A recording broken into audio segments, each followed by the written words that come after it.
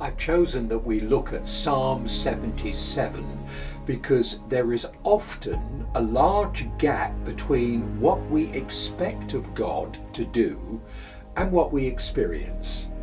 I think that what a man called Asaph in Psalm 77 discovered can be a real help to us. Think about it. There is a steady diet of books and testimonies saying, you've got a problem, God is ready to deliver you at this very moment. Just ask in faith and it will be done. But what do you do when it doesn't work? Asaph was used to singing and talking about God's power. But in Psalm 77, he admits that there came a time when he almost lost his way. And the great thing about his song is that he moved from distress to peace, and the value is that it shows us how to approach God when we are struggling. What steps to take to make our prayer effective? Because we do pray when in a crisis of some kind, don't we? Even atheists have been known to pray at such times. Have you heard of the atheist prayer line? You call, it rings, and nobody answers. It's not praying, you see, that matters. It's making sure that our prayers get through to God. So what is involved? What characteristics make it more than empty words? Well, now Asaph really can help, because his prayer has three parts to it that are essential. It's truthful, it's thoughtful, and thankful. And that makes it more than a waste of time. We don't have his circumstances, but some deep distress is crushing him and he can't sleep. Do you know the feeling? He hasn't got the energy to sleep, yet he's worn out. Asaph is no mere beginner to faith. He is an experienced servant of God who has led the nation in its worship celebrations. He is known, very well known to them. But now, for some reason, he is in distress and his soul refused to be comforted. He says, my spirit grew faint. He feels rejected. He feels forgotten. And in the opening 9 verses, Asaph's prayer is truthful. It's very honest. And there is a desperation. I cried out to God for help. I cried out to God to hear me. Now the word for cried means a piercing cry. By the way, did you know that crying was a regular occurrence for Jesus when he prayed? The letter to the Hebrews tells us during the days of Jesus' life on earth, he offered up prayers and petitions with loud cries and tears to the one who could save him from death. And he was heard because of his reverent submission. You see, our tears may not be a sign of weakness, but of Christ likeness. And Asaph doesn't hold back, does he? He fires off a series of agonizing questions. Will the Lord reject forever? Will he never show his favor again? Has his unfailing love vanished forever? Has his promise failed for all time? Has God forgotten to be merciful? Has his anger withheld his compassion? Did you know that we are free to question God? Honest prayers are the best way to talk to God. Johnny is probably the best known paraplegic in the Christian world. Diving into a shallow waters when a teenager, she lost touch with her body from then on. She has always been honest about her struggles, and recently she said, the most powerful prayer I have ever offered was the shortest. after 3 depressing years of suicidal despair over my paralysis, I prayed, God, if I can't die, show me how to live, please. Things didn't change overnight, she said. But with that simple prayer, my outlook began to change. With God's help, I would have to learn how to do the impossible, handle life in a wheelchair. And did God help? He certainly did. Truthful praying, as Johnny went on to say, God is not looking for a lot of fancy words. He simply wants you to approach him in spirit and in truth. That means heartfelt honesty. You may not change overnight, she added, but after you offer a prayer in heartfelt honesty, change you will. When you offer your earnest prayer to him, she said, mean it. Isn't that true? Asaph is asking questions and doubting. And that's more than okay, but not if we don't pray with a second characteristic. Truthful prayers, yes, but also thoughtful prayers. And from verse 10 to 12, there is a sudden change. Do you notice it? Then I thought, to this I will appeal, the years of the right hand of the Most High. I will remember the deeds of the Lord. Yes, I will remember your miracles of long ago. I will meditate on all your works and consider all your mighty deeds. Instead of doubt and instead of despair, there's a growing confidence. Now, what changed him so suddenly? And what happened next to lead him back to trust and peace? Grasp the answer to that. It will be an incredible help for those times when God seems to have gone on holiday, when we need him the most. So, why in one moment is he questioning God's interest and then he starts to become confident? What's that all about? The answer is he saw where he was heading and he drew back from it. You see, forced to conclude God could forget him, he realized that the next step will be to say that there is no God to remember me in the first place, and he didn't want to go down that road. A very good thing to do in a time of doubt is to look at the end of the road you are on. I found it helpful to say when someone has come to me unsettled about what to do next and what to believe, could you do without God? The answer is no, I couldn't. And here is why. Because they are battling with insecurity right now, but it will become worse if they walk away from God. The Apostle Peter understood this. Many left Jesus because they didn't like what he was saying. Jesus turned to his disciples and asked, "Are you going to leave as well?" Peter replied, "Where will we go?" In other words, he had been thinking about it. However, he knew that if he walked away, he would be walking away from what really mattered in life.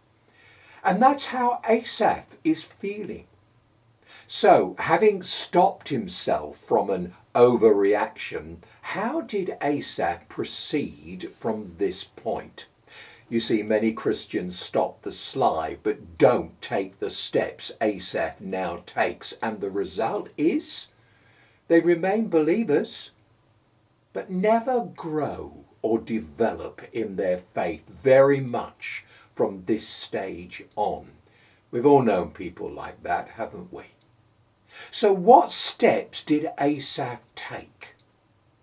He thinks about God's actions in the past as he prays. Then I thought To this I will appeal, the years of the right hand of the Most High. I will remember the deeds of the Lord. Yes, I will remember your miracles of long ago. I will meditate on all your works and consider all your mighty deeds. And with the crucial words, I will. He caught hold of himself, and he is no longer the victim of his feelings. His mind comes into the picture. You see, previously his troubles launched him into prayer, as they do. When you're in a crisis, when you're in a problem, you pray, Lord, I'm in a mess, help me out. Do you see what's going on? He was wrapped up in self-pity. What is wrong beginning with ourself? We have a limited horizon. There was a movie where one character stepped out of the movie screen into the real world and was shocked. When he was hit, it hurt. When he kissed, he felt. And he climbed back onto the screen and tried to explain that to people, but they couldn't take it in. How could they? You see, their horizon on life wasn't big enough to understand. That's why we need to stop and think, because we get locked into one dimension. Let's say that the help we want is with our physical health. The way to operate is to think about God and how he has acted in the past. Remember, the danger is wrong thinking about God. Now, before we can build a house, we must demolish the old building, right? So let's knock down any old ideas that have been built into our minds which do us no good at all. And let's ask, what is right thinking then? What ideas should we start building into our minds? And here's the first. Realize healing is known alongside suffering in a fallen, broken world like ours. Now, this is demonstrated in the cross of Jesus. He did miracles and still suffered. We note this truth in the troubles of the Apostle Paul. He did miracles in the name of Christ, but suffered terribly. There were times when he feared for the life of a friend who was ill. To claim that healing must always happen will lead some people to pretend it has when it hasn't. And other people will feel a false guilt because surely they should have the faith to get better. And then other people will become cynical about the whole subject, and still others will go on an endless quest for Reverend Dr. Always Right to come along with the formula that will heal. Secondly, clear thinking also means we know that healing can make suffering harder. Let me explain. There is a mystery which we should never forget.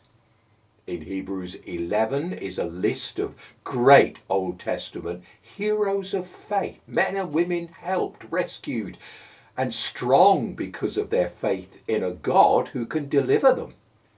But check out the end of the chapter, and do you know what we find?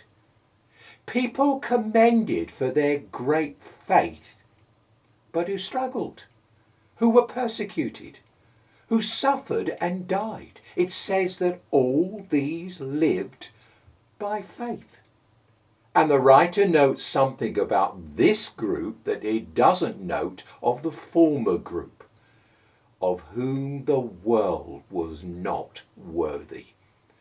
As if God was saying, they're too good for planet Earth. I want them to be with me where I am. Healing speaks of dying well and not never dying. Watch out that we don't fall off either side of the wall. We can fall down on one side by never praying for supernatural healing, and that is wrong. But we can fall off on the other side by thinking that total healing is promised in the Bible for right now, and that is wrong. God will give us tasters of his deliverance in the here and now, but the main blessing is when we are part of his new earth and new heaven, and when we have a body just like the body of Jesus. So, like Asaph, think as we pray. Be truthful and honest about our state as we talk to him, but think and remember the deeds of the Lord. Remember his miracles in the past. Meditate on all his works and consider his mighty deeds. And what will help us to do that? Coming to God with thankful prayers. That's the third thing. And to think, we must thank. When life is hard, we are prone to become self-centered, aren't we? We forget God's actions in the past. Call them to mind with thankfulness. And very important, it's not the words of God Asaph prayerfully thinks about, it's the ways of God. Your ways, O God, are holy. What God is so great as our God? You see, God's words are very helpful to comfort, but our faith must rest upon the deeds of God. Even at the human level, what a person does speaks so loudly we can't hear what they say. And we see this step that Asaph takes throughout Scripture. Take John the Baptist. He was in a dungeon and unsure about his future. He lost the plot for a moment and sent a message to Jesus asking if he really was the Messiah or should they be looking for someone else. He had his doubts. Now, did Jesus get upset? What a display of small faith. Of course I'm the Messiah. You should know that, John. No, he didn't give John words. He gave him deeds. Go back and tell John what is happening. The blind seeing, the disabled walking, the deaf hearing. Tell him those deeds, because he knows the Old Testament scriptures predicting that this is what the Messiah will do when he comes. Thomas doubted Jesus was back from the dead, and what did Jesus do? He showed himself to Thomas. Look at the nail print in my hands. Look at the scar on my side. You see, this was more than words, it was actions. Deeds strengthen faith because it gives us objective evidence. If our faith rests upon our feelings within us, we will remain unsure because those feelings change.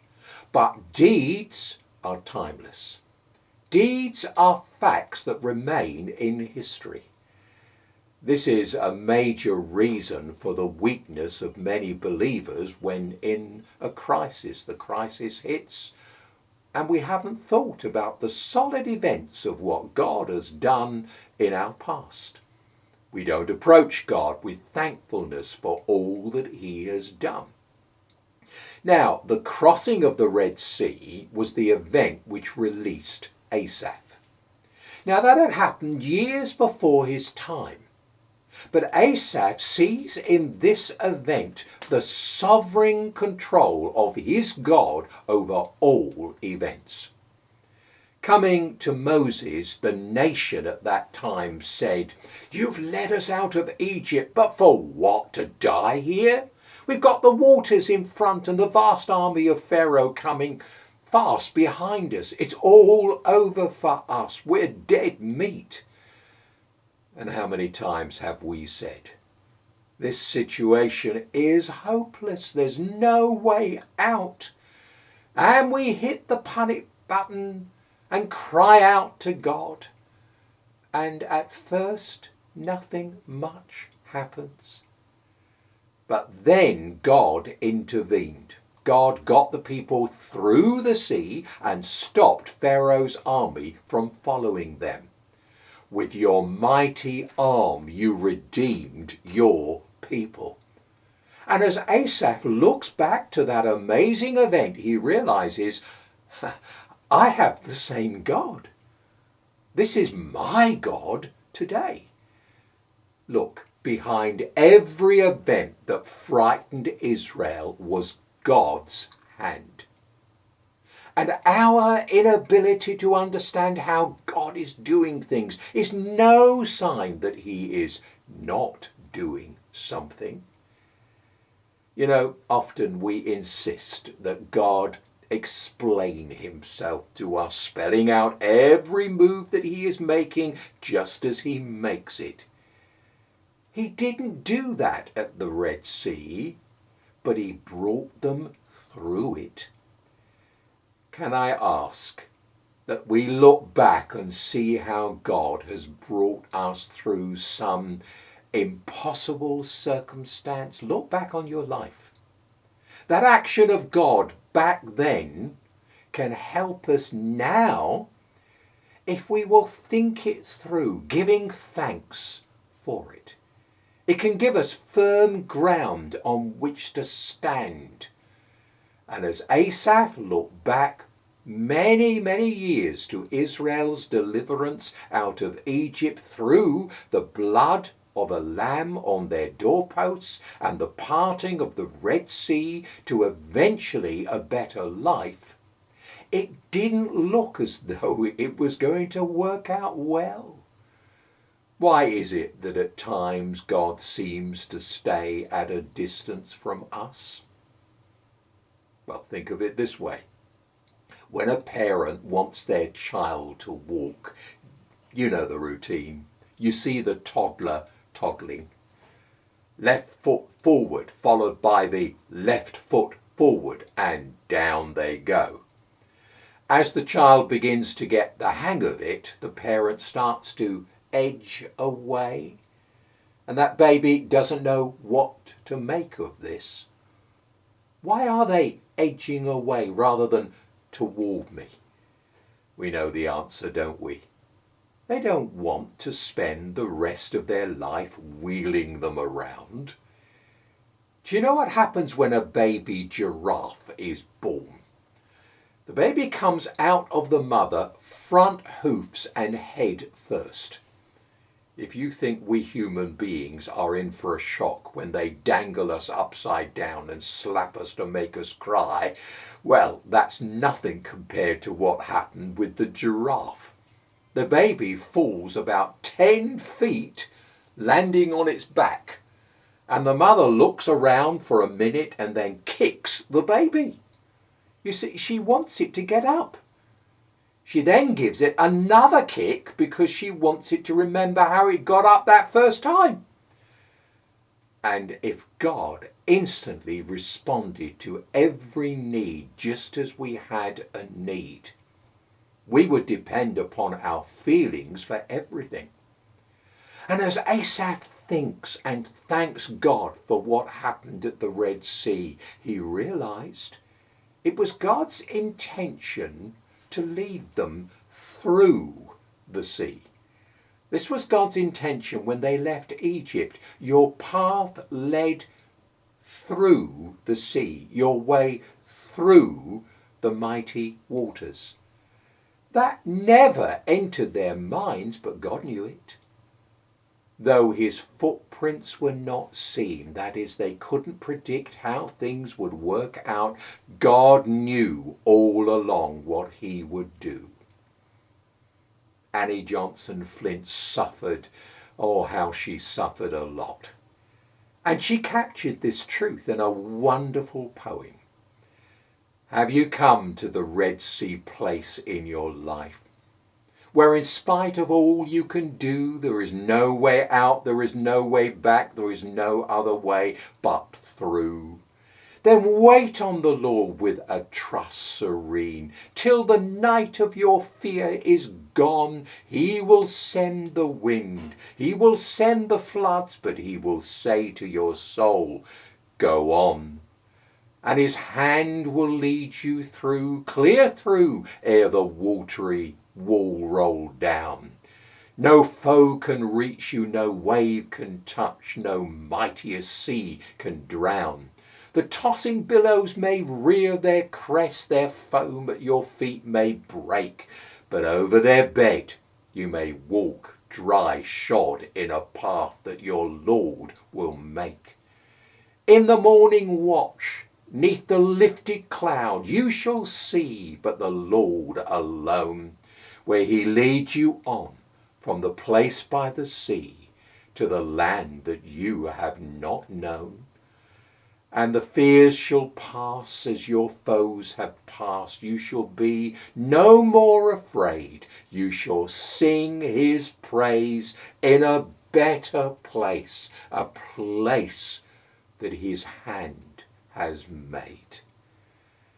God's path leads through the sea, through the trouble, and not around it. Now remember Asaph's circumstances. He has cried out to God and sees no hope. He didn't hear God's answer. And remember, Israel was up against the Red Sea with the Egyptian army behind them. There was no way by human effort that they could go forward or go back. And they called out to Moses, is it because there was no graves in Egypt that you have taken us away to die in the wilderness? They were desperate. Like Asaph, they had seen God work in their past. The plagues had just come, showing God's power and redemptive love for them. But they got caught up in their present circumstances and present emotions and didn't see God working to save them. And what was Moses' response to the people? Stand by and see the salvation of the Lord, which he will accomplish for you today. This is Moses speaking to the people. And the very next verse in Exodus 14 is a very interesting one. Moses was crying out to God in a very similar way to Asaph. People didn't know that, but that's what he was doing. Moses was standing firm before the people and encouraging them, but evidently before God, he was displaying the same attitude as this psalmist. Because God speaks to Moses saying, why are you crying out to me? Tell the sons of Israel, go forward. What were the Israelites afraid of? They were afraid of the Egyptians, but also the Red Sea. They couldn't walk into the sea. That was death for them, yet what does it say about the waters in verse 16? When the waters saw you, O God, they were afraid. He gives a personality to the water. Do you see that? To make an important point, he gives it a personality. The very thing that we fear is afraid of God. Anything we face in this world that causes us to fear is under the control of a sovereign God. Whatever we may fear, fears God. Notice also, the clouds poured out water, the skies thundered, your arrows flashed back and forth. The lightning belongs to God. Your thunder was heard in the whirlwind, your lightning lit up the world. Do we get this? God was in control of all these powers that were bringing fear to the people. But the people, do you see this? They didn't see this ahead of time. They saw a barrier and no way forward. But God's way for them was right through the the sea. Your path led through the sea, your ways through the mighty waters, though your footprints were not seen. They couldn't tell that this was God's way. God was working in the circumstances that were causing them pain and sorrow. They couldn't see God's footprints in all this. Yet he was going to lead them right through the middle of this turbulence, right through the difficulty to a tremendous victory. And for us, just like Asaph, emotions and feelings of being abandoned by God and of God not answering our prayers will come. If you haven't experienced them, I can make you a promise that you will at some point, probably at multiple points in life. But was God there for this psalmist? Yes, he was. All night long while he was crying out, God was there. But for his own sovereign purposes, God chose not to remove that sense of fear and emotion from Asaph. He needed to learn to trust God when the circumstances didn't warrant that trust. God's way is frequently through the difficulties that refine us and cause us to trust him. So, how will we respond the next time when we're wanting God's help and praying for it?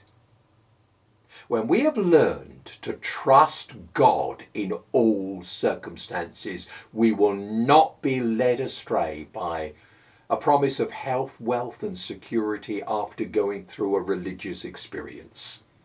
Our relationship to God, like our relationships to our husbands and wives, is not one of going through a ceremony and then living happily ever after.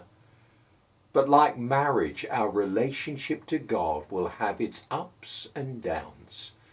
God is always there, despite our feelings. Depend on it. So let's get this. Pray in the crisis. Pray in the distress. Of course we will. That's what we do at those times. But pray truthfully, telling God how we feel. And pray thoughtfully. Recollect the solid rock of God's faithfulness, knowing that even when we don't sense his presence and feel his love, he is there. And thank him for it. The smartest thing is to keep trusting. And remember, the greatest deed, greatest action, is what Jesus did on the cross. Thank God that he not only led people like a flock by the hand of Moses and Aaron. We can look back to that incredible and amazing action of God toward us, forgiving us through his death. Raised and ascended by the power of the Holy Spirit, coming to live in and lead us by the Spirit. If ever we want to know, does God care? Is he interested in us? Does he love us? We find it displayed right there. It's a love that loves us to the end, and because of Christ, there need be no end. Tim Hansel lives in pain ever since a mountaineering accident. In the early days of the disability, someone sent him a plaque with the words inscribed on it, "Tim, trust me, I have everything under control, Jesus." The glass got broken in transit. He has kept it that way. He writes, "It speaks louder than words that way. It is fully worth risking our life